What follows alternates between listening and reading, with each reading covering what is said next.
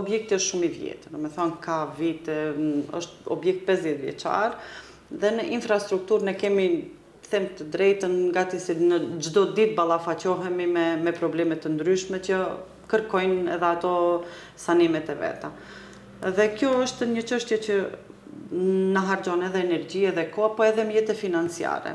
Normalisht tash për ta mirëmbajtur një objekt të vjetër duhet edhe buxheti të jetë pak më solid, të themi. Kemi probleme me sallën, të cilën e huazojmë, në të cilën ne mbajmë aktivitete, e cila duhet të mirëmbahet, por e cila kërkon një investim goxha të mirë. Ka një pjesë këto perdet ku qëndrojnë prapa skencën, ka disa gjëra që aty shumë janë amortizu, janë shumë të vjetra dhe duhet të renovohen, mirë po edhe në treg ka shumë pak njerëz të cilët vetëm i mirëmbajnë ato.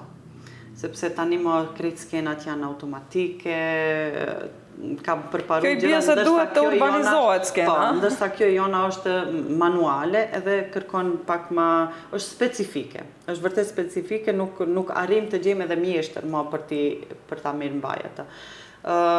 Duhet ta kisha ndryshuar edhe pjesën e poshtme të skenës, disa pjesët të tjera të cilat na duhen në përditshmëri, kërkojnë disa investime, tani bëm investim në pjesën e kulmit, e cila në vazhdimsi na sjell probleme të ndryshme. Serjet? Ne, po.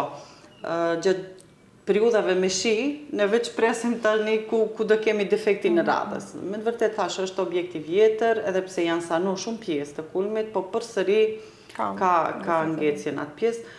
Është objekt i vjetër me cilin ne detyrimisht ballafaqohemi me gjëra të ndryshme, sfida të ndryshme gjatë ditëve.